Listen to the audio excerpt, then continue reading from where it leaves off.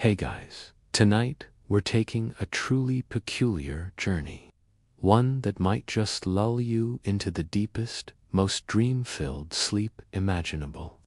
Imagine, if you will, a quiet, picturesque Austrian town nestled in the rolling green hills, perhaps with the gentle tinkle of cowbells in the distance and the scent of freshly baked bread wafting from a cozy bakery. The kind of place where the biggest excitement on a Tuesday afternoon might be the postman arriving with a package of lederhosen. You're picturing it, aren't you? The quaint houses, the tidy gardens, the cobblestone streets. Now imagine all of it, suddenly, inexplicably, covered in a slow-moving, glistening, and frankly, quite enormous carpet of snails. Yes, snails. Not just a few garden-variety slugs, mind you, but an overwhelming, relentless, slimy tide of them. You'd think an invasion of this magnitude would be fought with tanks and fighter jets. But no, this was a battle of wits and ... salt, and you probably would unsurvive a single morning commute without stepping on at least a dozen of them. It's the kind of story that reminds us that sometimes history is far stranger and far more wonderfully absurd than fiction could ever hope to be. So, before you get comfortable, take a moment to like the video and subscribe, but only if you genuinely enjoy what I do here. And as you settle in, tell me in the comments where you're listening from and what time it is for you. Now, dim the lights. Maybe turn on a fan for that soft background hum, and let's ease into tonight's journey together.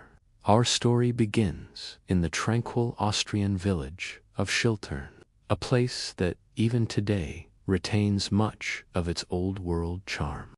Picture yourself there, perhaps in the early 1900s, though the exact year of our slimy predicament remains a delightful mystery. A tiny historical ambiguity that only adds to its charm.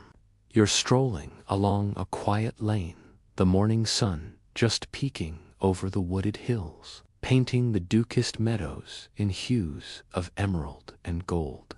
The air is crisp, carrying the faint scent of pine and rich earth.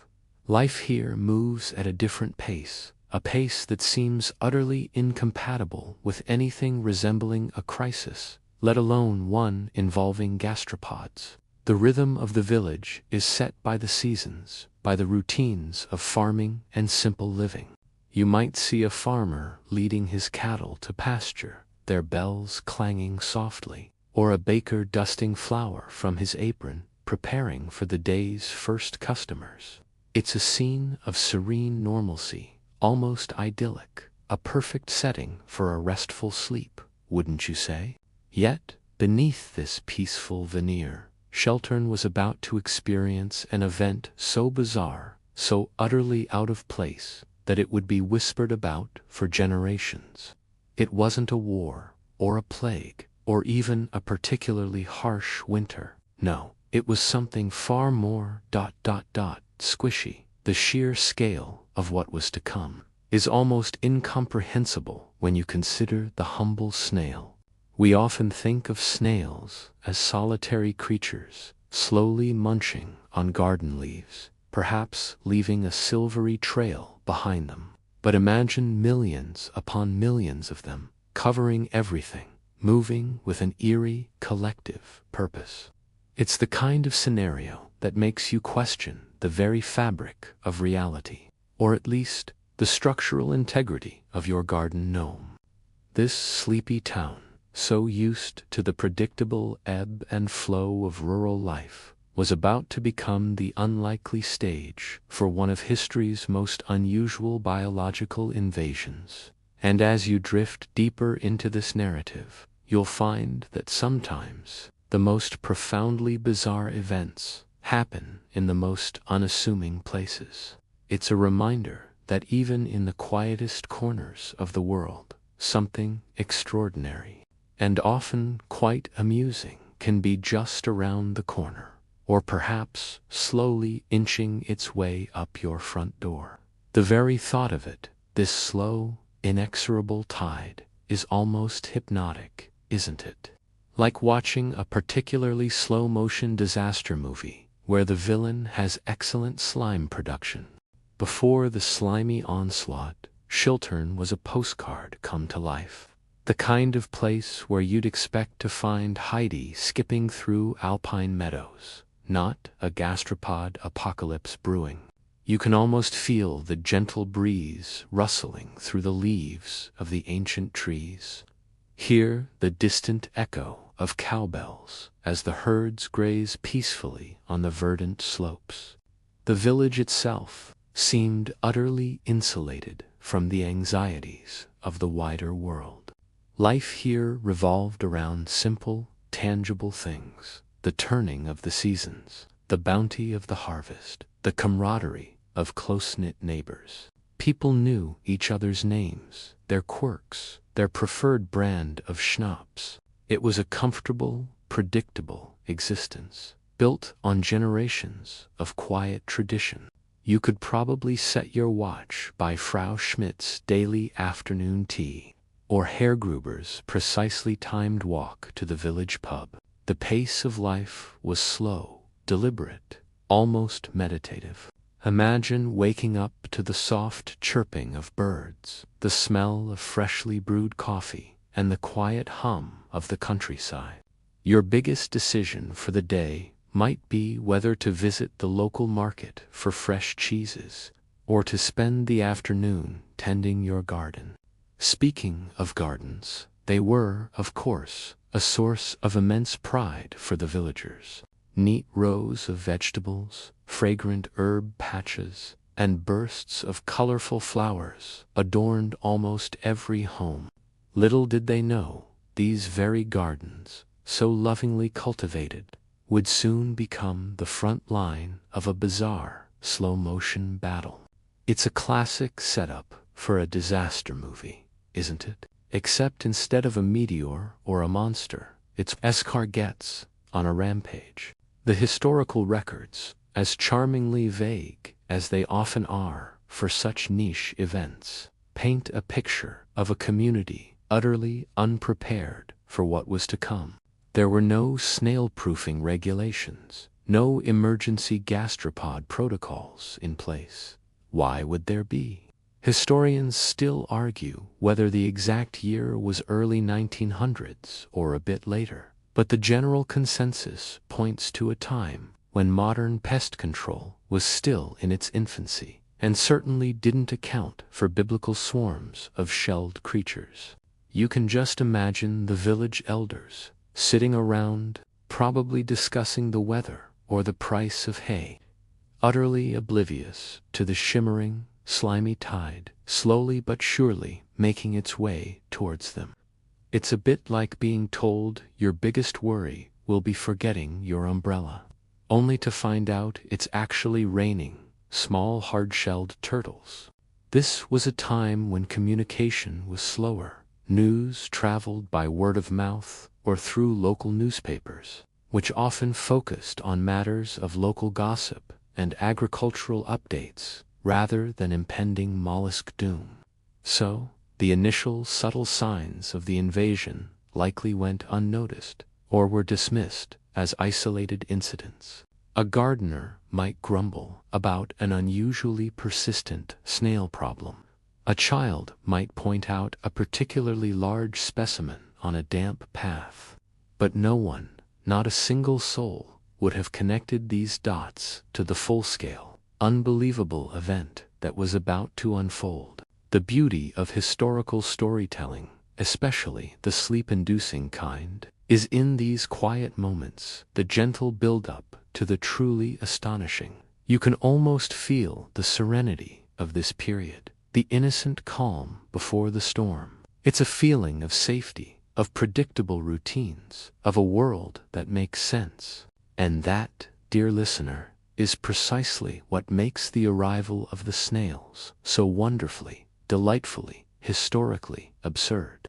The contrast between the peaceful village life and the creeping, glistening horror that awaited them is what makes this story so uniquely fascinating. It's not about grand battles or political intrigue.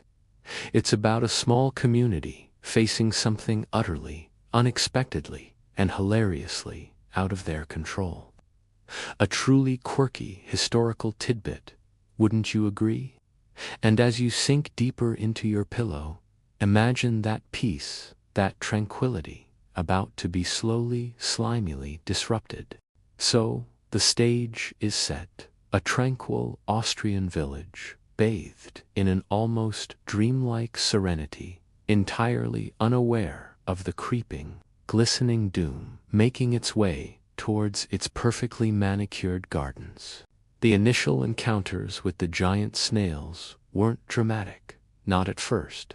Imagine a quiet morning. Perhaps you're out tending your prized dahlias, humming a gentle tune, when you notice something odd. A snail, certainly, but larger than any you've seen before. Perhaps the size of a small teacup, slowly, deliberately, making its way across your path. Then another, and another. Not a stampede, mind you, but a slow, inexorable advance, like a very sluggish, very hungry army. The first reactions were likely a mix of mild surprise and a touch of bemused curiosity. Well, isn't that something, you might have mused, nudging one with the toe of your sturdy wooden clog. Perhaps you'd even pick one up, marveling at its unusual size, before gently, or perhaps not so gently, relocating it to a neighbor's garden, a classic move, if ever there was one. This was still the phase where people thought it was just a particularly good year for snails. A robust harvest of gastropods, if you will. You might have seen children, fascinated and a little grossed out, poking them with sticks, leaving long, shimmering trails on the cobblestones. It was a novelty, an oddity, certainly not yet a crisis. One can almost picture the local gossip, not about the snails themselves, but about old Herr Gruber complaining that his prize-winning cabbage had a peculiar new hole in it this morning. A hole suspiciously spiral-shaped. However, as the days turned into a week, and then into two, the novelty quickly wore off. The occasional snail became dozens, then hundreds, and the ground would literally be moving, a shimmering, pulsating carpet of shells and slime. Imagine trying to walk to the village square for your morning coffee, only to find you're navigating a minefield of crunchy shells and slippery trails. It's enough to make you consider ordering in, even if that wasn't really a thing back then. The sound, or lack thereof, would have been particularly eerie. No thundering hooves, no roaring engines, just the gentle, almost imperceptible squish-squish as they slowly, relentlessly consumed everything in their path. This initial bewilderment quickly gave way to a growing unease. Your carefully tended vegetable patch, once a source of pride, now resembled a post-apocalyptic landscape, stripped bare by these surprisingly voracious munchers. Your beloved geraniums, once vibrant red, now looked like forlorn green skeletons. The sheer speed of their devastation, despite their own leisurely pace, was truly astonishing. It was as if they were collectively operating on a very long, very determined lunch break. This period of initial, almost humorous bewilderment is a crucial part of the story. It highlights how easily we dismiss the unusual when it first appears, before it escalates into something undeniably threatening. Historians still argue about the precise moment when the villagers collectively realized this was more than just a garden nuisance, but a genuine ecological invasion. Perhaps it was when the snails started trying to unionize. The quirky tidbit here is how adaptable and persistent these creatures actually are. You think of a snail as a slow, vulnerable thing, but when faced with overwhelming numbers, their individual vulnerabilities become a collective strength. They were a force of nature, albeit a very, very slow one. And as you feel yourself drifting, remember those first moments of gentle bewilderment, the polite surprise turning into a slowly dawning horror. All thanks to the humble, yet terrifyingly numerous, snail. As the initial shock of the giant snail invasion began to settle, or rather, to slowly ooze across Chiltern, the bewildered villagers started doing what humans do best, trying to make sense of the inexplicable. Where did all these snails come from? It wasn't as if they simply materialized out of thin air, though it certainly felt that way to the beleaguered residents. Theories, as you can imagine, began to sprout faster than mushrooms after a spring rain.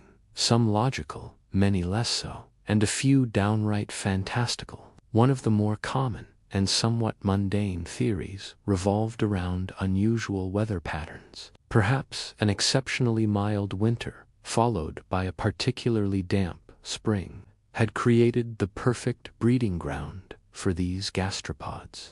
You might have overheard farmers scratching their heads, muttering about the unprecedented humidity or the lack of a proper frost to keep the little munchers in check.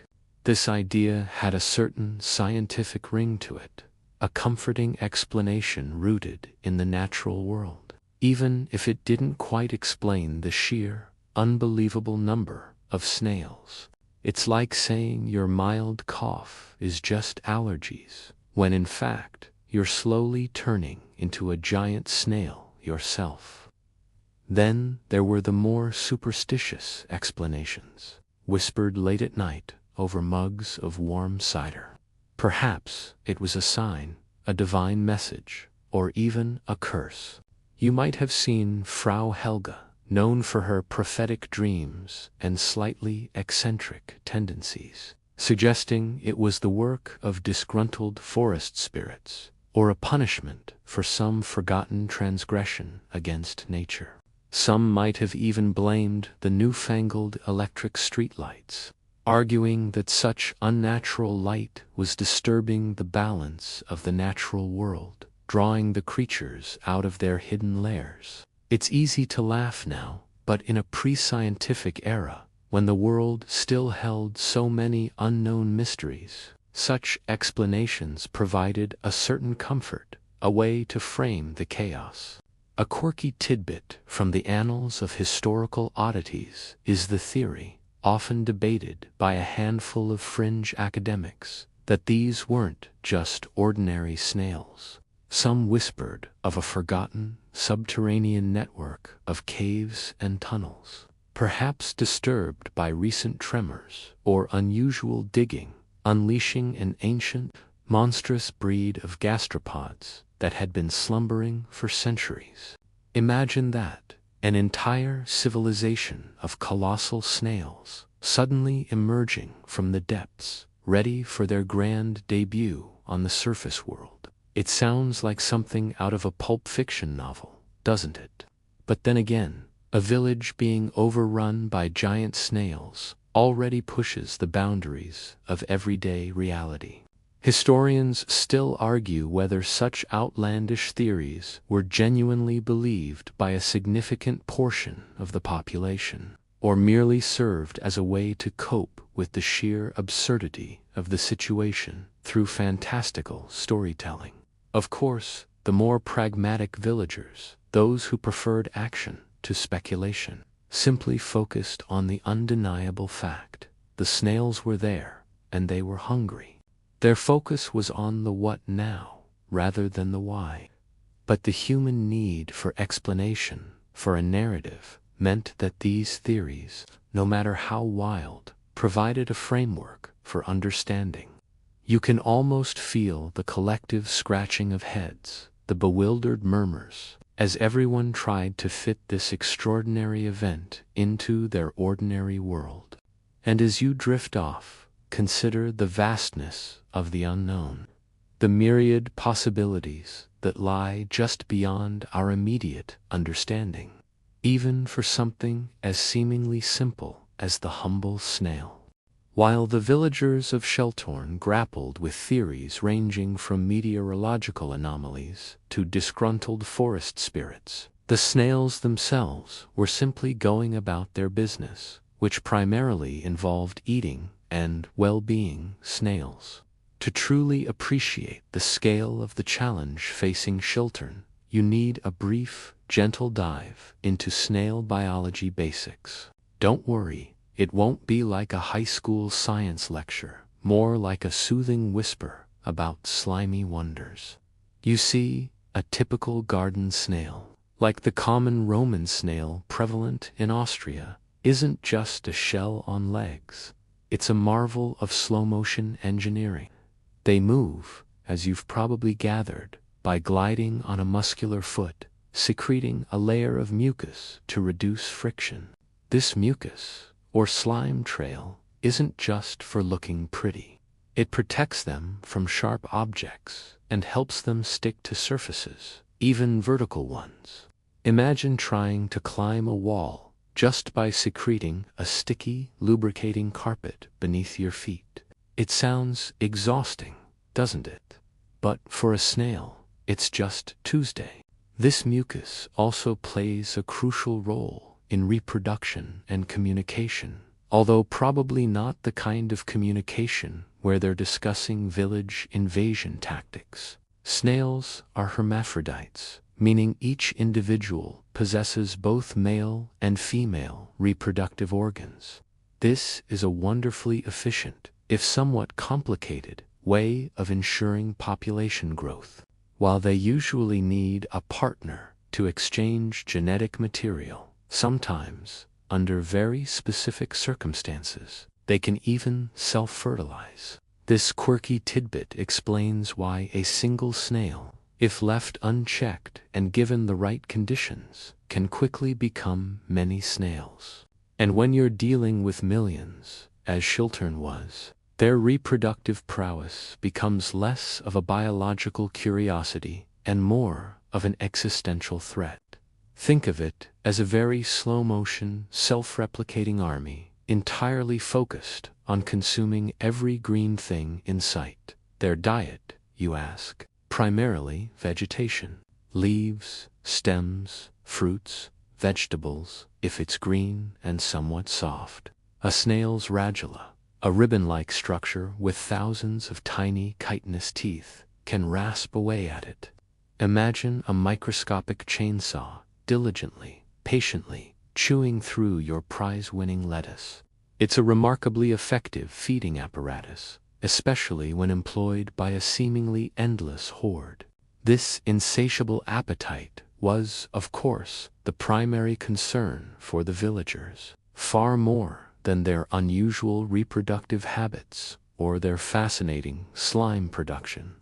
Historians still debate whether the specific species of snail involved was unusually large, or if the sheer numbers simply made smaller snails appear giant, creating a perception of monstrous gastropods. Their shells, which you might think would be a weakness, are actually their primary defense mechanism, a portable home they can retreat into when threatened. And while they might seem fragile, those shells are surprisingly robust, offering protection from predators and desiccation.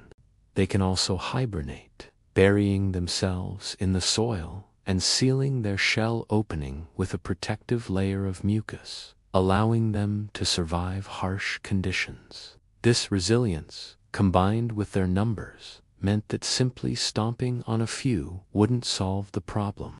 You were dealing with a force of nature, a slow, silent, and incredibly persistent one. As you drift further into relaxation, consider the sheer determination of these humble creatures. They might be slow, but they are relentless. And in Sheltorne, that relentlessness was about to test the patience and the gardens of an entire community. With the scientific theories whispered and the biological facts of the invaders reluctantly acknowledged, the villagers of Shiltorn turned to their local authorities. Perhaps with a slightly creaky wooden door and a portrait of a stern-looking emperor on the wall. Into this bastion of local governance stumbled bewildered farmers, frustrated gardeners, and exasperated housewives, all clamoring for solutions to their increasingly slimy predicament. The local authorities' response was, shall we say, a masterclass in bewildered bureaucracy. At first, it was likely dismissed as a minor agricultural nuisance. The mayor, perhaps a jovial man with a magnificent mustache, might have suggested simple remedies. Have you tried salt, good people? A little salt around the cabbage patch always does the trick. He probably envisioned a few handfuls, not industrial quantities.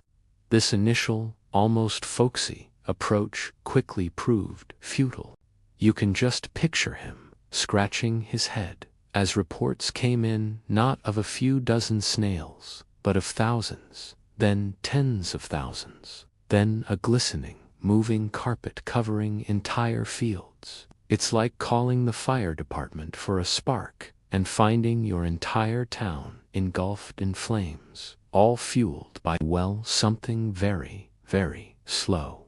The police, or local gendarmes, were probably equally perplexed. Their usual duties involved mediating neighborly squabbles, or perhaps tracking down a runaway goat. How do you issue an arrest warrant for a mollusk? Excuse me, sir. Are you aware you are trespassing on private property and consuming the homeowner's prize-winning petunias without permission? The very idea is ludicrous, and yet the problem was undeniably real. They might have tried to organize communal snail hunts, perhaps with buckets and shovels, but against an enemy that seemed to multiply faster than they could be collected, it was a Sisyphean task. You might have seen them, stoic in their uniforms, slowly wading through the snail-infested streets, looking utterly flummoxed, a picture of bewildered authority. One quirky tidbit from historical accounts of such animal plagues is the often-cited snail bounty. Some municipalities, desperate to motivate their citizens, would offer a small sum for every kilogram of snails collected. Imagine the villagers, basket in hand, diligently scooping up the slimy creatures, turning them in for a few coins. It sounds almost comical, a snail-based economy blooming amidst the devastation. However, the sheer volume of snails would have quickly drained any local treasury, rendering such a solution unsustainable. Historians still argue whether such bounties were genuinely effective in reducing snail populations or merely served as a psychological boost. The lack of established protocol for a snail invasion meant improvisation was key, and often quite comical. There were no manuals, no emergency drills for gastropod containment. The authorities were essentially learning on the job, trying everything from encouraging natural predators to building temporary barriers, which the snails, with their astonishing ability to traverse any surface, simply slimed right over. You might have seen the mayor, red-faced and exasperated, wiping sweat from his brow as he stared at another breached barricade, muttering about the stubbornness of nature, or perhaps the stubbornness of snails. It's a testament to human resilience and a touch of absurdity in the face of the truly bizarre. And as you drift further into your sleep, imagine the quiet desperation of those early days, the well-meaning but ultimately overwhelmed efforts of the town's good people, as the snails continued their relentless, slimy advance. The initial bewilderment of Shiltern's authorities and citizens quickly morphed into something far more pervasive and unsettling: public panic. You could feel it in the air, a subtle shift from amused exasperation to genuine fear. The quaint village, once a bastion of predictable calm, now buzzed with whispers and anxieties. Imagine trying to sleep at night, listening not to the gentle chirping of crickets, but to the faint, unsettling slither of countless gastropods against your window pane, or perhaps even worse, the soft crunch as a particularly adventurous snail found its way inside. It's enough to make you pull the covers right over your head, isn't it? The local markets, usually bustling with lively chatter and the aroma of fresh produce, began to reflect the growing unease. Farmers, whose fields were being systematically devoured, arrived with fewer and fewer goods. The vibrant displays of vegetables and herbs dwindled, replaced by anxious faces and hushed conversations. You might overhear a baker lamenting the lack of flour due to disrupted supply lines, or a butcher grumbling about the scarcity of feed for his animals. Food prices would have inevitably risen, adding economic stress to the ecological disaster. It was a creeping crisis, much like the snails themselves, slowly but surely eroding the foundations of daily life. The spread of information, or rather misinformation, fueled the panic.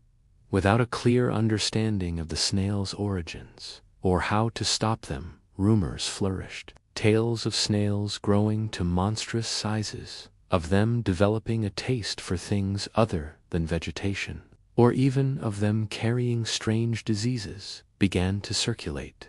You can almost see the wide-eyed children listening intently as older folks recounted exaggerated stories, making the already bizarre situation even more terrifying. This phenomenon, where fear amplifies anecdotal evidence into widespread alarm, is a classic human response to the unknown. It's like when you hear a bump in the night, and your mind immediately jumps to ghosts, rather than the more likely explanation of a cat knocking over a vase. A quirky tidbit from history, often overlooked in the grander narratives, is how such crises inadvertently create new social dynamics. Some individuals might have retreated into their homes, overcome by dread, while others might have become unusually bold, driven by a desperate need for solutions, however outlandish. You might have seen small groups huddled together, sharing their frustrations, their fears, and sometimes their utterly absurd ideas for fighting back. Historians still debate the extent to which the snail invasion created genuine social unrest versus merely exposing existing community fault lines. Was it a unifying crisis, or one that drove people further apart? The visual impact alone was enough to induce a sense of helplessness. Imagine every surface, every wall, every path shimmering with slime, decorated with slowly moving shells. The very act of stepping outside became an exercise in careful navigation, a constant reminder of the invading force. The once picturesque village was slowly but surely transforming into a slimy, undulating landscape. This pervasive presence, combined with the lack of effective countermeasures, chipped away at the villagers' morale. It was a war of attrition, and the snails, with their endless numbers and single-minded focus, seemed to be winning. As you feel yourself relax, consider the slow, quiet dread that can creep into a community, far more insidious than any sudden, loud disaster. With panic setting in and the local authorities scratching their heads, the people of Chiltern, driven by desperation and a healthy dose of exasperation, began to implement their own unconventional remedies for the snail problem. You see, when faced with an unprecedented crisis, human ingenuity, or perhaps just sheer stubbornness, truly shines. And sometimes, it shines in the most wonderfully absurd ways. Imagine the discussions at the local inn. What about salt? Someone would offer a brilliant idea in theory, but entirely impractical when dealing with millions of gastropods. You'd need an entire salt mine, not just a shaker. Still, you might have seen villagers dutifully sprinkling salt around their doorframes, creating shimmering, but ultimately inadequate barriers.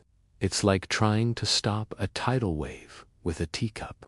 Others, perhaps inspired by old wives' tales, suggested lines of ash or crushed eggshells, believing the sharp edges would deter the soft-bodied invaders. While these might work for a few rogue snails in a garden, they were completely overwhelmed by the sheer, slimy numbers. The snails simply piled over their fallen comrades, creating living bridges of their own kind, a testament to their relentless, if slow, determination. Then came the more creative solutions. One quirky tidbit from similar historical accounts of pest infestations mentions attempts at charming the pests away, a sort of magical intervention. You might have seen a village elder, perhaps an eccentric but well-meaning soul, standing in a field, mumbling incantations or playing a mournful tune on a flute, hoping to coax the snails into leaving. While charming for its quaintness, it proved about as effective as trying to explain modern tax law to a snail. Another idea, perhaps more grounded in a desperate kind of logic, was the deployment of various beverages. Some tried beer traps, knowing snails are attracted to the fermentation, hoping to drown them in their favorite lager. You can almost picture the tiny, shell-clad beer connoisseurs lining up for a final, frothy gulp before their inevitable demise. It sounds strangely poetic, doesn't it? Historians still debate whether the beer traps were more effective at catching snails or simply providing a sad, watery grave for thirsty insects. More drastic and considerably messier methods involved physical removal. Villagers would organize snail drives, sweeping the creatures into large piles, then attempting to dispose of them. But what do you do with tons of live, slimy snails? Burying them often led to them simply digging their way out. Burning them produced a rather unpleasant odor and a lot of sizzling. You might have seen desperate individuals trying to smash them with mallets, an act of pure frustration, creating a squishy, unapprecious mess. The sheer physical labor involved was immense, and the morale drain even greater, as every morning brought a fresh wave of the enemy. The humor in these desperate measures lies in their futility. Imagine the collective sigh of resignation as yet another ingenious plan failed to stem the tide. It highlights the human tendency to try anything, no matter how outlandish, when faced with an insurmountable problem. And as you drift deeper into sleep, picture these valiant, if slightly misguided, efforts: the lines of salt, the beer traps, the exasperated villagers with their shovels. It's a gentle reminder that sometimes nature has a very peculiar sense of humor. As the villagers of Chiltern tried every trick in their book, from salt lines to charming spells, the snail behavior during this extraordinary invasion became a subject of both fascination and dread. You see, these weren't just random wanderers. They exhibited patterns that, while slow, were undeniably strategic from their gastropod perspective. Imagine observing them day in and day out, watching their methodical, relentless progress, and slowly beginning to understand their peculiar logic. Their movement, of course, was the most striking feature. A snail's pace is legendary for its slowness, a truly calming thought for those seeking sleep. But when millions are moving in concert, that slowness translates into an unstoppable force. They moved in broad, undulating waves, covering every surface with their glistening, protective mucus. This slime wasn't just a byproduct. It was their highway, a multi-lane, self-lubricating superhighway that allowed them to traverse rough terrain, climb walls, and even, disturbingly, slip through the smallest cracks in foundations. You might have seen them inching up the side of a barn, a shimmering ribbon of life slowly ascending towards the roof. It was like watching a very, very patient liquid trying to defy gravity. What truly unnerved the villagers was their apparent lack of a clear leader. Yet their collective, almost hive-minute-like, push forward. There wasn't a general snail issuing commands. Instead, it was a decentralized, organic advance driven by simple biological imperatives: food and moisture. They were drawn to the lush gardens, the damp soil, the cool, shaded areas. This meant homes with well-tended flower beds or cellars that offered a bit of dampness were particularly vulnerable. It was a clear demonstration of how simple instincts, amplified by sheer numbers, could create a complex, overwhelming problem. One could almost feel sorry for them, in a way. Just following their biological programming, like tiny, insatiable, self-propelled vacuums. A quirky tidbit that emerged from observing such mass mollusk movements is the phenomenon of snail bridges. When encountering obstacles, especially ditches or low walls, the snails at the front would often climb over each other, forming living ramps and bridges for those behind them.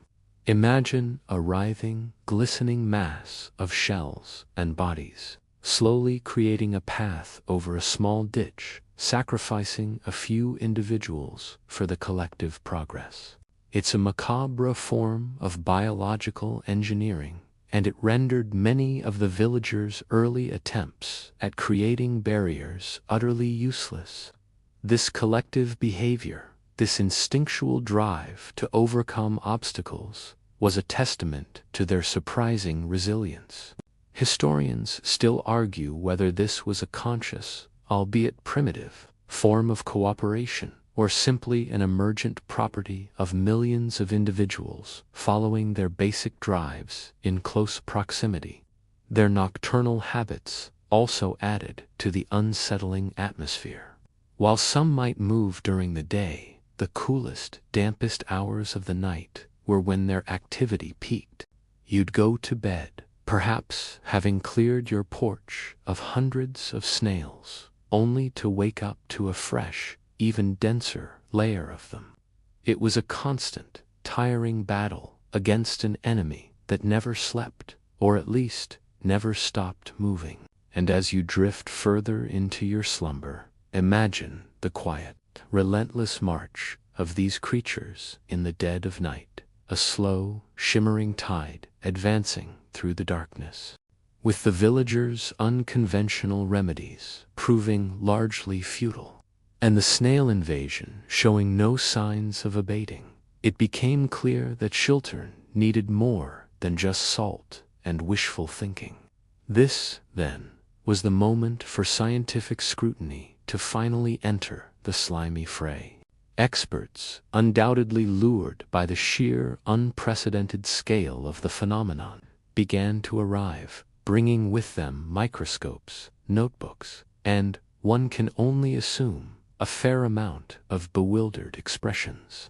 Imagine a scene straight out of a quirky historical documentary. Serious-looking men in tweed jackets and spectacles, probably from the nearest university or agricultural institute, kneeling in muddy fields, carefully examining slime trails and scrutinizing individual snails. You might have seen them, armed with magnifying glasses, peering intently at a particularly robust gastropod, perhaps murmuring phrases like unprecedented proliferation or anomalous mollusk morphology. Their presence, while initially a source of hope, also underscored the extraordinary nature of the problem. After all, you don't usually call in a team of specialists for a few garden slugs. It's like summoning a brain surgeon for a paper cut. These scientists would have immediately focused on identifying the specific species of snail, trying to understand its reproductive cycle, its dietary preferences, and any potential weaknesses. They would have studied the environmental conditions, the soil composition, the humidity levels, the local vegetation. Every detail, no matter how small, could offer a clue to understanding and perhaps combating the invasion. They might have collected samples, carefully placing snails in jars, much to the quiet amusement, or perhaps the morbid fascination of the local children. A quirky tidbit from the history of pest control is the concept of biological solutions. Some scientists might have explored the possibility of introducing natural predators. But what could possibly consume millions of giant snails, ducks, chickens, perhaps an army of highly motivated hedgehogs? The logistics alone would have been a nightmare. Imagine a brave little duck waddling into a sea of snails, attempting to make a dent. It sounds like the start of a very slow, very depressing children's book. Historians still argue whether the scientific community truly considered large-scale biological warfare using animals, or if it remained mostly a theoretical, if amusing, discussion. The scientists would also have been confronted with the raw data of the snail's impact, the devastated crops, the stripped gardens, the sheer, overwhelming presence of the creatures. This was not just an academic exercise. It was a desperate situation for the people of Chiltern. The debates among the experts would have been fascinating, perhaps about the precise conditions that allowed such a population explosion, or whether the snails were an endemic species experiencing an unusual boom, or an invasive species from elsewhere. You can almost hear the intellectual sparring, the careful weighing of evidence, as they tried to apply their knowledge to this bizarre, real-world puzzle. And as you feel yourself drifting, imagine the quiet, focused intensity of these pioneering scientists, facing a problem unlike any they had ever encountered, all in the service of a sleepy Austrian town and its very, very persistent snails. As the scientific minds grappled with the perplexing biology of the invading gastropods, the real-world consequences for Chiltern were becoming painfully clear. The ecological impact of such an overwhelming snail population was devastating, far beyond just nibbled lettuce. You see, when a single species experiences an uncontrolled boom, the ripple effect through an ecosystem can be profound, and in this case, incredibly slimy. Imagine the previously vibrant landscape of Chiltern, a tapestry of lush green fields, blooming meadows, and meticulously kept gardens. Now picture it, slowly, inexorably, being denuded. The snails, with their thousands of tiny teeth, were remarkably efficient at stripping vegetation down to bare stalks. Fields that once held promising crops of wheat or barley were reduced to barren patches, resembling a landscape after a particularly aggressive lawnmower had gone rogue. This wasn't just about losing a few vegetables. It was about the very foundation of the local ecosystem being consumed. It's like discovering that your entire pantry has been subtly, slowly, and completely emptied by very quiet, very determined roommates. Beyond the visible destruction of crops, the sheer volume of snail slime created its own set of environmental problems. This sticky, pervasive mucus covered everything, altering soil composition and potentially affecting water runoff. Imagine trying to walk through a field that glistened with an oily sheen, where every step felt strangely viscous. The ground would have become slippery and saturated, creating unique challenges for farming equipment and even pedestrian movement. It's a quirky tidbit to consider. The very thing that helps them move became a hazard for everyone else. The invasion also had a cascading effect on other local wildlife. What happened to the birds that fed on insects? What about the smaller mammals that relied on specific plants for food or shelter? Their habitats were being destroyed, their food sources vanishing, forcing them to either adapt, migrate, or face starvation. While snails themselves are a food source for some creatures, the sheer, unprecedented numbers would have overwhelmed any natural predator in the area. You can imagine foxes or badgers, usually quite pleased with a snail snack, looking utterly aghast at the endless buffet, probably thinking, okay, this is too much, way too much. Historians still argue about the long-term ecological shifts in the region following the invasion and whether certain native plant species ever fully recovered. Even the waterways, streams, and small ponds might have been affected, as snails, or their slime, were washed into them, potentially altering water chemistry or impacting aquatic life. The natural balance of the Chiltern Valley, a balance maintained for centuries, was being irrevocably disrupted by these unexpected gastropod guests. It was a slow-motion ecological catastrophe, proving that sometimes the smallest creatures, when acting en masse, can have the biggest impact. As you drift further into your slumber, consider the delicate interconnectedness of nature, and how easily it can be thrown off balance by something as seemingly innocuous as a snail, multiplied by millions. As the ecological fabric of Chiltern slowly unraveled under the relentless onslaught of snails, the village quickly felt the painful pinch on its purse strings. The economic fallout from the invasion was swift and severe, transforming a quaint, self-sufficient community into one facing genuine hardship.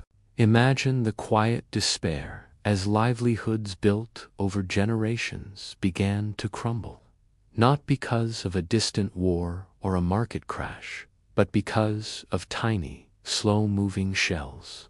The most immediate and obvious impact was on agriculture. Chiltern, like many Austrian villages, relied heavily on its farms for sustenance and income. Crops, from vital grains to market-bound vegetables, were systematically devoured. You can picture the farmers, usually stoic and resilient, standing amidst their ruined fields, their hands clenched, watching their season's labor disappear inch by slimy inch. The loss of crops meant no harvest to sell, no income to sustain their families, and no food to store for the winter. This wasn't just a bad season. It was an existential threat. It's like finding out your bank account has been slowly emptied by a very methodical, very silent, and very hungry phantom. Beyond the direct agricultural losses, the disruption rippled through the entire local economy. The village market, once a lively hub of commerce, would have become a shadow of its former self. With local produce, scarce shopkeepers struggled to stock their shelves, leading to shortages and inflated prices for the few goods still available. Imagine trying to buy a loaf of bread, only to find the price has doubled because the grain fields were decimated. Merchants who relied on the farmers' prosperity for their own sales, like blacksmiths, millers, and tailors, would have seen their business dry up. The entire chain of commerce, from farm to table, was choked by slime. Tourism, if any existed in such a quiet village, would have undoubtedly ceased. Who wants to visit a town where every path is a slippery obstacle course and every garden is a scene of devastation? The picturesque charm that once drew any occasional visitor was now replaced by a rather unappealing, glistening carpet. This loss of potential revenue, even if small, would have added to the mounting financial woes. It's the kind of subtle economic blow that often gets overlooked in the face of more dramatic disasters, but it can be just as crippling. A quirky tidbit from similar historical events is the emergence of black markets for unaffected produce, or the desperate bartering of goods and services. You might have seen villagers trading carpentry skills for what little preserved food a neighbor had, or perhaps offering labor in exchange for a few precious vegetables salvaged from the edges of the devastation. This informal economy would have sprung up out of necessity, a testament to human resilience in the face of adversity, but also a stark indicator of the official economy's collapse. Historians still argue whether the long-term economic recovery of Shilporn was due to outside aid or the sheer tenacity of its inhabitants in adapting to a transformed landscape. The snail invasion, therefore, was not just an ecological nuisance. It was a profound economic disaster. It forced a reassessment of what it meant to be secure, to be self-sufficient, and to thrive in a world that could, at any moment, throw something as bizarre as a mollusk army your way. And as you drift further into your sleep, consider the quiet anxiety that must have settled over every household, the worry about tomorrow's meal. All thanks to the relentless march of those uninvited and very expensive guests. As Shiltern grappled with the economic and ecological devastation, something peculiar began to happen within the community itself. Faced with an enemy as bizarre and relentless as a snail army, the villagers' reactions extended beyond mere survival, giving rise to some truly cultural oddities. You see, when life throws you a curveball, or in this case, a slimy, shelled fastball, humans often respond in unexpected, sometimes even charmingly strange ways. Imagine the shift in everyday conversations, the weather, the harvest.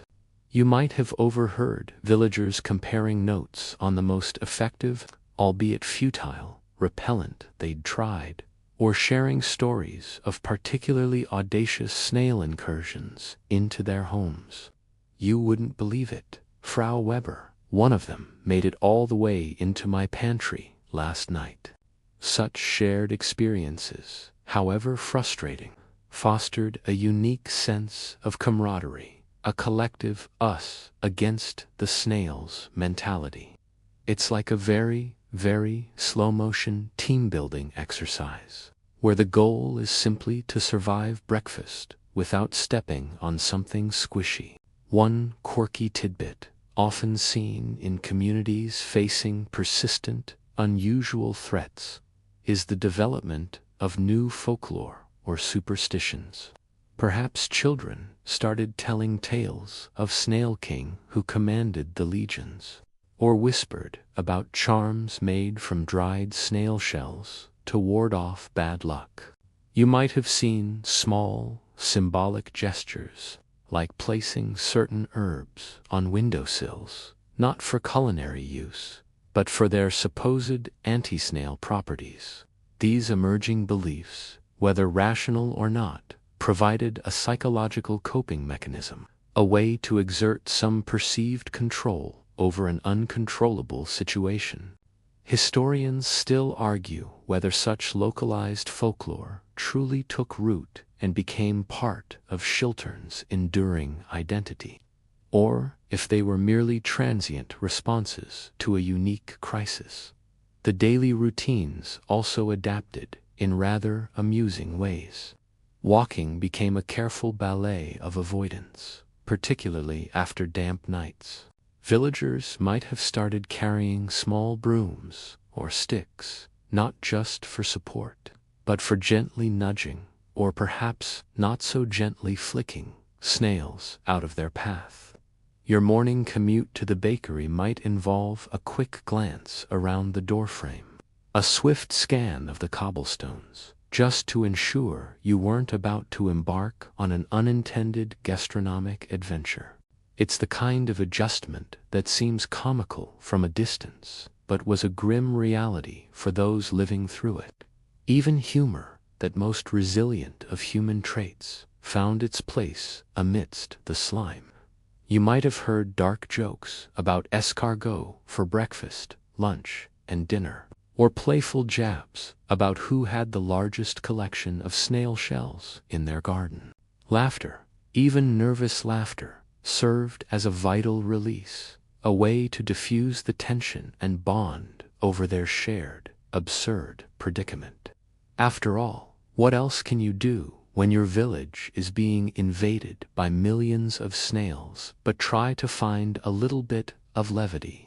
And as you drift further into your slumber, imagine these small, curious shifts in daily life.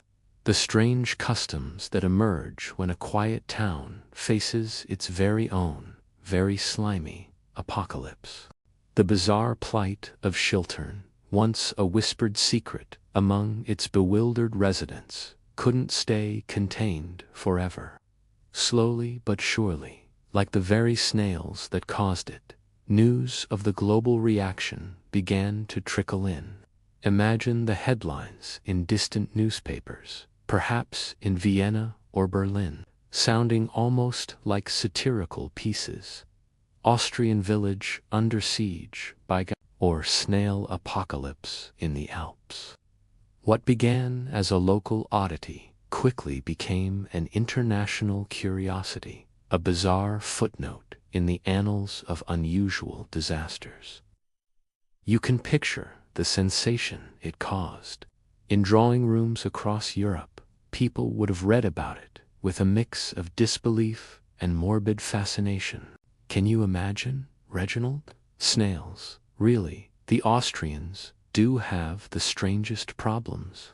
It was a story that transcended national borders, largely because of its sheer, undeniable absurdity. It wasn't a war or a political scandal, which were tragically common. No, this was an invasion of an entirely different and frankly funnier sort. The international response, predictably, was varied. Some might have offered genuine sympathy, perhaps even sending small donations or offering advice gleaned from their own experiences with agricultural pests, though few, if any, had dealt with a plague of this magnitude. Others, however, might have viewed it with a detached amusement, seeing it as a quaint, almost theatrical problem in a far-off, picturesque land. You might have seen caricatures in newspapers depicting the mayor of Chiltern desperately trying to push back a wave of giant snails with a pitchfork, or scientists with oversized magnifying glasses scratching their heads. A quirky tidbit that often emerges from such global attention is the arrival of amateur experts or self-proclaimed saviors. People from all corners of the world, convinced they had the definitive solution, would have likely descended upon Chiltern. Imagine a charismatic but ultimately useless inventor arriving with a blueprint for a giant snail vacuum machine, or a well-meaning but utterly misguided enthusiast proposing a mass snail-charming ceremony involving ancient rituals. While their intentions might have been good, they often added more to the chaos than they did to the solution, becoming another layer of bewildered amusement in the ongoing saga. Historians still argue whether such outside interventions, however well-intentioned, truly helped or merely distracted from the efforts of local experts. The global attention while highlighting Chiltern's plight, also brought a certain level of scrutiny. Journalists, eager for a sensational story, would have descended upon the village, interviewing distraught farmers and bewildered officials. You can almost hear the questions. How big were these snails, exactly? And did anyone try eating them? This sudden spotlight, while perhaps overwhelming for the quiet villagers, ensured that their unique struggle wouldn't be forgotten. And as you drift further into your slumber, consider the strange way in which even the most localized and peculiar events can capture the imagination of the wider world, turning a village's nightmare into a curious historical footnote for us to softly ponder tonight. Amidst the widespread panic, the scientific inquiries, and the global amusement, the snail invasion of Chiltern inevitably brought forth its own cast of characters, the heroes and villains of the mollusk massacre. You see, any crisis, no matter how peculiar, tends to reveal the best and worst of human nature, and a snail invasion was no exception. Imagine the local heroes, the resilient farmers who, despite their ruined crops, continued to toil, trying new methods, sharing what little they had left. There might have been an elderly woman, perhaps Frau Gruber, known for her stoic determination, who tirelessly organized communal snail-collecting efforts, rallying the weary villagers with cups of hot tea and stern words of encouragement. Or perhaps a brave young man who, armed with little more than a shovel and an indomitable spirit, spent his days clearing paths for his neighbors, becoming a symbol of quiet defiance against the slimy tide. These were the unsung heroes, those who simply did what needed to be done day after day, without fanfare or expectation of reward. Their quiet acts of perseverance would have been the true backbone of the community. It's like finding that one person who always has an extra battery for your flashlight during a power outage, small but utterly essential. Then, inevitably, came the opportunists, the charmingly, or perhaps frustratingly, self-serving figures who saw a chance to profit from the town's misfortune. These were the villains, though perhaps scoundrels is a more fitting term for a snail crisis. You might have encountered smooth-talking salesmen arriving with miraculous, but ultimately useless, snail repellents, promising quick fixes for exorbitant prices. Imagine someone peddling miracle snail Baygon spray, which was probably just diluted vinegar, at 5 times the cost. Or perhaps a cunning merchant who cornered the market on salt, knowing its desperate demand, and then hiked up the prices, much to the exasperation of the salt-starved villagers. This exploitation of a community in distress, while a familiar human failing, takes on a particularly dark comedic tone when the crisis involves snails. A quirky tidbit from the history of such localized disasters is the emergence of snail prophets or cult-like figures. While not necessarily villains, they often exploited the panic and fear, offering elaborate pseudo-religious explanations or solutions that further muddled the situation. You might have seen someone claiming divine insight, asserting that only a specific ritual, or perhaps a large donation to their cause, could appease the snail gods. Historians still argue about the extent to which these figures genuinely believed their own pronouncements versus simply preying on the vulnerability of a desperate populace. It's a fascinating, if slightly unsettling, aspect of human psychology under duress. And then there were the outsiders who arrived, not with solutions, but with cameras and notebooks, eager to sensationalize the story for a wider audience. While their reporting brought global attention to Chiltern's plight, it also turned the villagers' very real suffering into a spectacle. You can imagine the tension between the weary locals and the intrusive journalists, a dynamic where the human element of the tragedy was sometimes overshadowed by the bizarre novelty of it all. As you drift further into your slumber, consider this curious dichotomy of human response to crisis, the quiet heroism of everyday people, juxtaposed against the opportunism and absurdity that can also emerge when faced with an army of very, very slow-moving invaders. Despite the myriad of individual efforts, the growing scientific understanding, and the influx of both well-meaning and opportunistic outsiders, the snail invasion of Chiltern demanded something more. The sheer scale of the problem required desperate measures, an escalation of tactics against an enemy that seemed to multiply faster than it could be contained. You can feel the collective sigh of resignation, followed by a determined resolve. As the community moved beyond mere irritation to a full-blown, no-holds-barred war against the gastropods, imagine the discussions taking on a grimmer tone. No longer were people merely talking about protecting their gardens. Now it was about protecting their homes, their very way of life. This led to more organized, large-scale efforts. One common and surprisingly effective method that emerged in similar historical situations was the construction of physical barriers, not just small lines of salt, but proper, often temporary, fences designed to channel or deter the snails. But these had to be robust, perhaps slicked with grease, or steep enough to be insurmountable for the slow-moving creatures. You might have seen villagers working together, erecting makeshift walls of smooth tin or copper, hoping the metallic surface or the slight electrical charge would create an impassable barrier.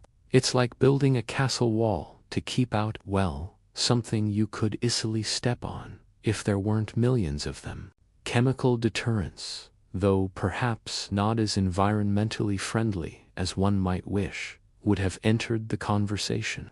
While modern pesticides weren't widely available or understood in the same way, desperate individuals might have experimented with crude concoctions, perhaps strong lye solutions, or even just massive quantities of wood ash, hoping to dehydrate or burn the snails on contact.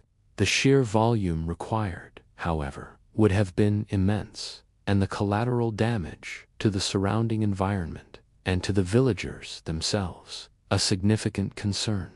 A quirky tidbit is the historical use of lime, or calcium oxide, which, when spread, dehydrates snails and slugs. Imagine large swaths of the landscape dusted white, a silent, deadly trap for the advancing mollusks. Historians still argue about the ethical implications of such wide-scale interventions and their lasting effects on the local ecosystem. More dramatically, some might have resorted to controlled burning, a drastic measure usually reserved for crop diseases or clearing land. Imagine small, carefully managed fires at the edges of fields, hoping to create a scorched earth barrier. The risk, of course, was immense. A stray spark could ignite a much larger, uncontrollable blaze. You can almost smell the acrid smoke, feel the heat, and hear the crackle as the flames advanced against the glistening, unyielding tide. It was a testament to the sheer desperation that such extreme measures were even considered. The concept of a united front, where every able-bodied person contributed to a coordinated effort, would have become paramount. This wasn't about individual garden protection anymore. It was about the survival of the village itself. Every shovel full of snails, every meticulously placed barrier, every experimental chemical concoction was part of a larger, increasingly desperate battle. And as you drift further into your slumber, feel the weight of that collective struggle, the immense effort put forth by a community pushed to its limits by a most unusual adversary. After what felt like an eternity of slimy battles and desperate measures, a subtle, almost imperceptible shift began to occur in Chiltern. Slowly, painstakingly, it seemed that the turning tide against the snail invasion might finally be at hand. You can almost feel the collective sigh of relief. A fragile hope blossoming after weeks of despair, like the first green shoots pushing through scorched earth. This shift wasn't a sudden, dramatic victory. There was no grand, triumphant battle where the snails were vanquished in a single stroke. Instead, it was a gradual waning, a slow retreat of the glistening lines that had plagued every surface.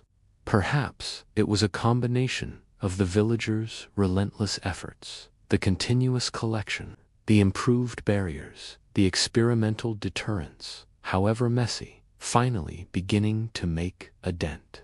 Imagine the sheer determination of people who refused to give up, whose daily routine had become a grim, squishy war of attrition. Their sheer stubbornness, honed by generations of rural resilience, was finally paying off.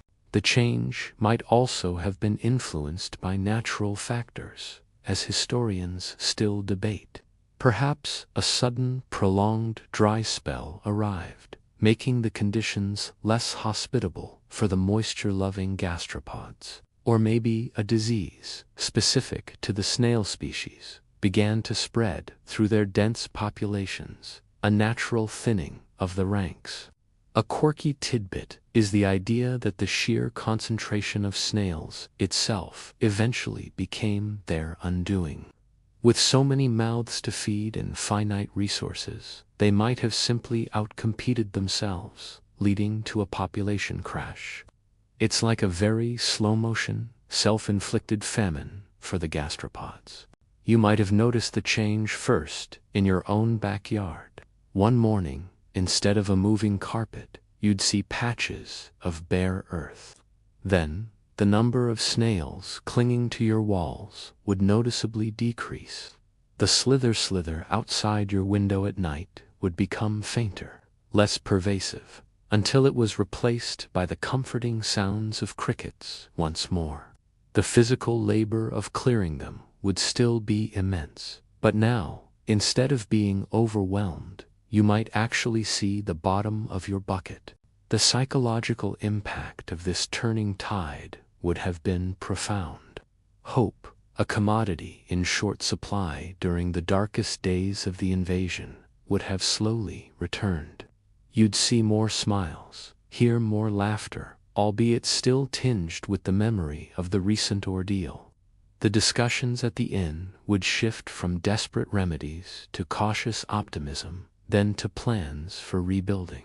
Historians still argue about the precise moment the villagers truly felt the tide had turned. Was it a specific day, or a slow, dawning realization that the worst was finally over? And as you drift further into your slumber, feel the quiet comfort of knowing that even the most overwhelming and absurd challenges can eventually recede, leaving behind a hard-won peace. With the snails finally in retreat, the people of Chiltern could slowly begin the long and arduous process of aftermath and recovery. You can almost feel the air lighten, the collective tension ease, as the immediate threat receded, allowing space for the monumental task of rebuilding. This wasn't a snap your fingers return to normalcy. It was a painstaking effort, much like the snails' invasion itself, but in reverse. Imagine the scene. Fields that were once a shimmering, moving carpet of shells were now just ... fields, but they were barren, stripped bare, and covered in a dried, crusty layer of snail slime. The first order of business would have been to restore the land.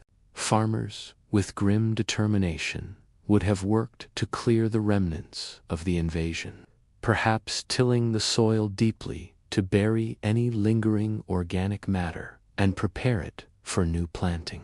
This would have been a physically demanding task, a constant reminder of the ordeal they had just endured. It's like cleaning up after a very messy, very slow-motion party where the guests just kept leaving their slimy footprints everywhere. The economic recovery would have been slow. With crops decimated, it meant a long wait until the next harvest. Villagers would have relied on savings, if they had any, or perhaps loans from sympathetic neighbors, or, if news truly spread, even some charitable aid from beyond their valley. The markets, too, would have taken time to replenish, slowly regaining their vibrancy as local produce became available again. You might have seen the first green shoots of new crops emerging, a tender, hopeful sight against the backdrop of still recovering land. Each small sign of regrowth would have been a victory, a testament to resilience. Beyond the physical and economic rebuilding, there was also the psychological aftermath. The invasion, for all its absurdity, had been a deeply unsettling experience. People would have carried the memories of the constant vigilance, the lost crops, and the sheer helplessness. You might still find yourself instinctively checking your doorstep for slime trails in the morning, long after the last giant snail had vanished. A quirky tidbit from the study of disaster recovery is how communities often develop a unique, shared identity forged in the crucible of such events. The snail invasion would become their story, a defining moment in Chiltern's history.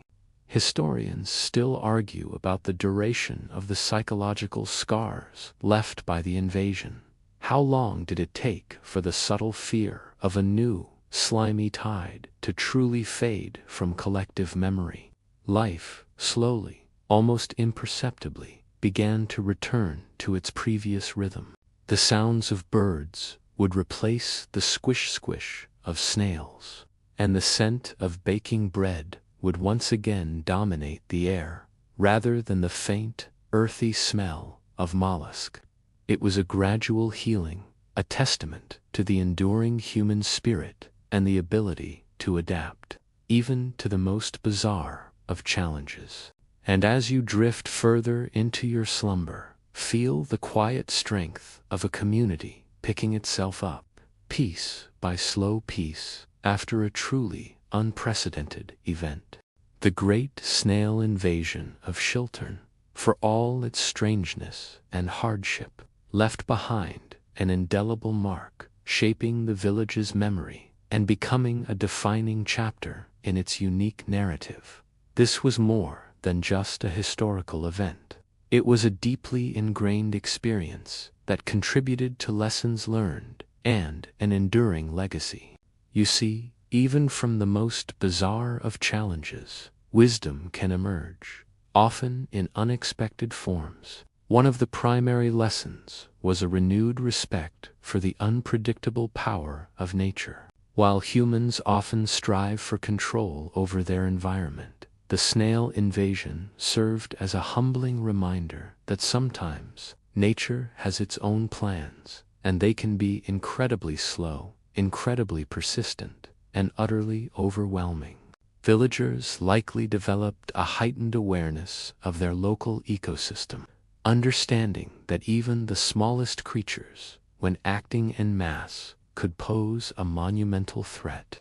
You can imagine the shift in perspective, from viewing snails as a mere garden pest to recognizing them as a potential force of nature, capable of reshaping an entire community.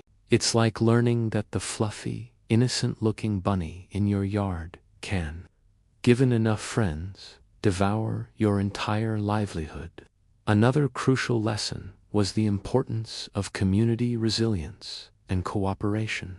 While individual efforts were often futile, the moments when the villagers truly united, sharing resources, ideas, and labor, were when progress was made.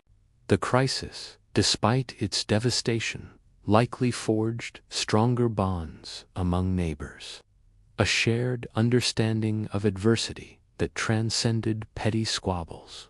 You might have seen these lessons passed down through generations. Stories told by grandparents to wide-eyed children about the time the snails came, emphasizing the need to work together when faced with overwhelming odds. Historians still argue whether the post-invasion communal spirit was a temporary phenomenon or if it genuinely led to a lasting, more cooperative social structure in Chiltern. A quirky tidbit that sometimes emerges from such specific historical events is the adaptation of local architecture or farming practices. Perhaps future generations in Chiltern adopted building techniques that made it harder for ground-dwelling pests to enter homes, or developed agricultural methods that were more resilient to snail damage, like raised garden beds, or the cultivation of less palatable crops. Imagine homes with tiny, snail-proof moats or copper strips embedded in their foundations, a subtle, practical legacy of the Great Invasion. The snail invasion also offered a peculiar form of wisdom about human ingenuity and absurdity. It showed how, when traditional methods fail, people resort to the unconventional, the desperate, and often the wonderfully comical. It taught them the value of a good sense of humor, even when facing something truly grim.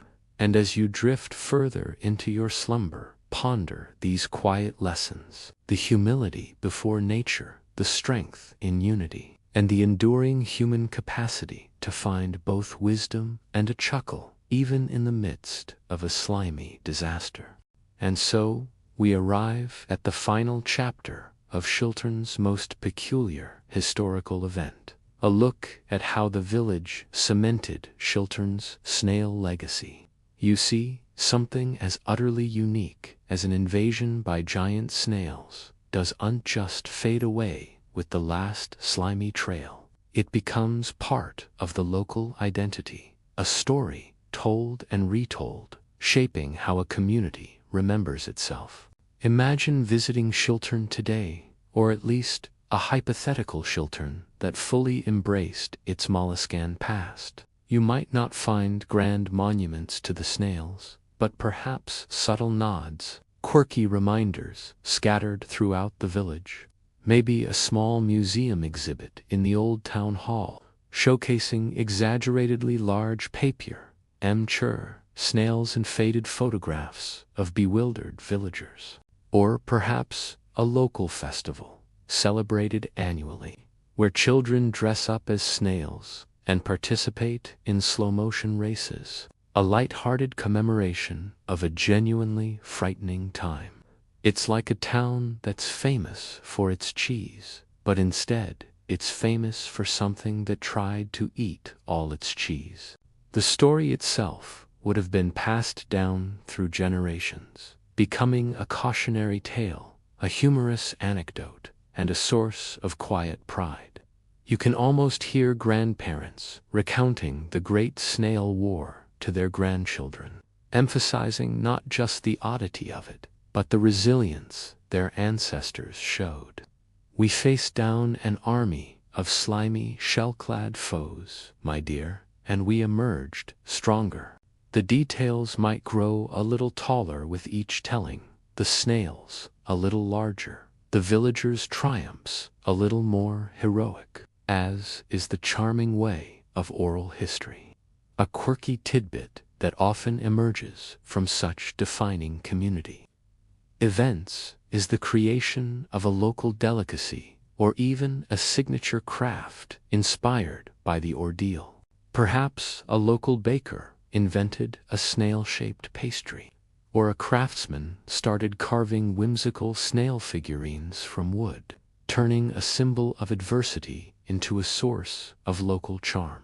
It's a way of reclaiming the narrative, of transforming a threat into something uniquely their own. Historians still argue about the extent to which the Snail invasion of Chiltern became a source of local pride, rather than merely a historical oddity, and how much it truly shaped the village's cultural output in the decades that followed. The legacy also lies in the intangible, a collective sense of having faced down the absurd and emerged intact. It's a quiet understanding among the villagers that they can handle anything, even if that anything is a slow-moving, voracious mollusk.